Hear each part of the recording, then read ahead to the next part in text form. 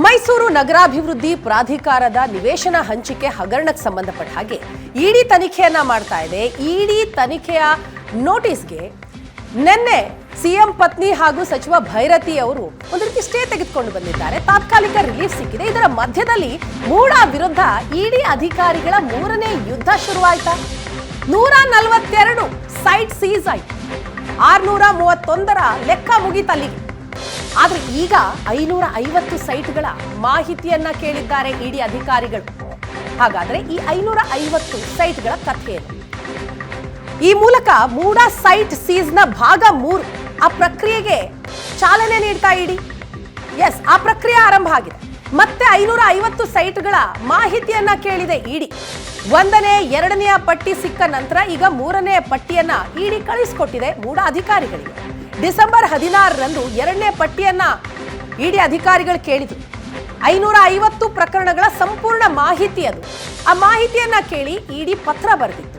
550 ಸ್ಥಳಗಳ ಮಾಲೀಕರು ಆ ಕುರಿತಾಗಿ ಮಾಹಿತಿಯನ್ನ ಕೊಡಬೇಕು ಅಂತ ಸೂಚನೆಯನ್ನ ನೀಡಲಾಗಿದೆ. ಸೈಟ್ ಮಾರಾಟ, ಸೈಟ್ ಕೊಂಡವರ ಬಗ್ಗೆ ಮಾಹಿತಿ ಕೇಳಿ ಪತ್ರ ಬರೆದಿದೆ ಇಡಿ. ಮಾಹಿತಿಗಳ ದಾಖಲೆಯನ್ನ ಶೀಘ್ರ ಒದಗಿಸುವಂತೆ ಆ ಪತ್ರದಲ್ಲಿ ಹೇಳಲಾಗಿದೆ. ಇಡಿ ಪತ್ರದಿಂದ ಮೂಡಾಧಿಕಾರಿಗಳು ಈಗ ತಬ್ಬಿಬ್ಬಾಗಿದ್ದಾರೆ. ಬನ್ನಿ, ಬಗ್ಗೆ ಇನ್ನಷ್ಟು ಹೆಚ್ಚಿನ ಡೀಟೇಲ್ಸ್ ಕೊಡ್ತಾರೆ ನಮ್ಮ ಪ್ರತಿನಿಧಿ ಮಧುಸೂದನ್ ಇದೀಗ ನಮ್ಮ ಜೊತೆಗೆ ನೇರ ಸಂಪರ್ಕದಲ್ಲಿ ಜಾಯ್ನ್ ಆಗ್ತಾ ಇದ್ದಾರೆ. ಮಧುಸೂದನ್, ಇದೀಗ ಇಡಿ 3ನೇ ಹಂತದ ತಮ್ಮ ಒಂದು ಕಾರ್ಯಾಚರಣೆಯನ್ನು ಆರಂಭ ಮಾಡಿರುವಂತದ್ದು 550 ಪ್ರಾಪರ್ಟಿಗಳಿಗೆ ಸಂಬಂಧಪಟ್ಟಂತೆ ಇದೀಗ ಮಾಹಿತಿಯನ್ನು ಕೇಳಿದೆ. ಸೊ ಯಾವ ರೀತಿಯಾಗಿರುವಂತಹ ಪ್ರಕ್ರಿಯೆ ಇದೀಗ ಆರಂಭ ಆಗಿದೆ ಈ ವಿಚಾರದಲ್ಲಿ?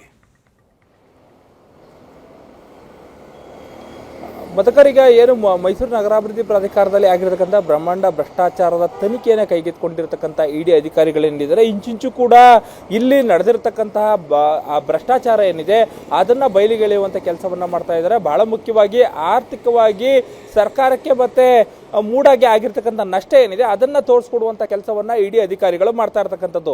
ಇಲ್ಲಿವರೆಗೂ ಕೂಡ ಈಗಾಗಲೇ ಕೂಡ 2 ಹಂತದಲ್ಲಿ ಪತ್ರ ವ್ಯವಹಾರ ಆಗಿರ್ತಕ್ಕಂಥದ್ದು ಸುಮಾರು 50ಕ್ಕೂ ಹೆಚ್ಚು ಪತ್ರಗಳಾಗಿದೆ. ಅದರಲ್ಲೂ ಕೂಡ ಮಾಹಿತಿಗಳನ್ನು ಕೇಳಿ, ಅಂದರೆ ಇಡಿ ಮೊದಲ ಬಾರಿಗೆ ದಾಳಿಯನ್ನು ಮಾಡಿದಂಥ ಸಂದರ್ಭದಲ್ಲಿ ಮೂಡಾದಿಂದ ವಶಪಡಿಸ್ಕೊಂಡಿದ್ದಂಥ ದಾಖಲಾತಿಗಳೇನಿವೆ ಆ ದಾಖಲಾತಿಗಳನ್ನು ವೆರಿಫೈ ಮಾಡಿ ಅದರಲ್ಲಿ ಅಕ್ರಮ ಅಂತ ಹೇಳಿ ಅವರಿಗೆ ಗುರುತಾಗುವಂತಹ ಅನುಮಾನ ಬರುವಂತಹ ಪ್ರಕರಣಗಳೇನಿವೆ ಆ ಪ್ರಕರಣಗಳನ್ನು ಒಂದು ಪಟ್ಟಿ ಮಾಡ್ತಾ ಇದೆ.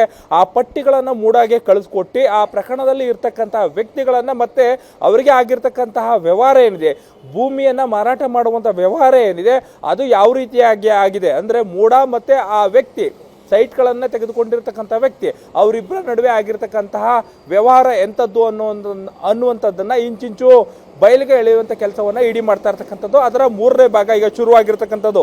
ಅಂದರೆ 550 ಸೈಟ್ಗಳನ್ನು ಗುರುತು ಮಾಡಿ ಅವುಗಳ ಪಟ್ಟಿಯನ್ನು ಕಳಿಸಿದೆ. ಮೈಸೂರಿನ ವಿವಿಧ ಬಡಾವಣೆಯಲ್ಲಿ ಇರ್ತಕ್ಕಂಥ ಈ ಒಂದು ನಿವೇಶನಗಳೇನಿವೆ ಇವುಗಳನ್ನು 2020ರಿಂದ 2024ರವರೆಗೆ ಹಂಚಿಕೆ ಮಾಡಿರ್ತಕ್ಕಂಥದ್ದು ಮೂಡಾ. ಒಂದು 50-50ಯಲ್ಲಿ ಮಾಡಿದ್ದಾರೆ, ಬದಲಿ ನಿವೇಶನವಾಗಿ ಕೊಟ್ಟಿದ್ದಾರೆ.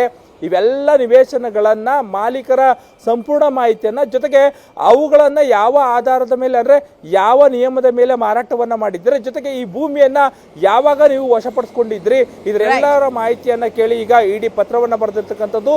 ಸದ್ಯಕ್ಕೆ ಮೂಡಾದ ಅಧಿಕಾರಿಗಳು ಅದಕ್ಕೆ ಸಂಬಂಧಪಟ್ಟಂತ ದಾಖಲಾತಿಯನ್ನು ಒದಗಿಸುವಂತ ಕೆಲಸವನ್ನು ಮಾಡ್ತಾ ಇದ್ದಾರೆ. Madhukar, okay, thank you Madhusudan.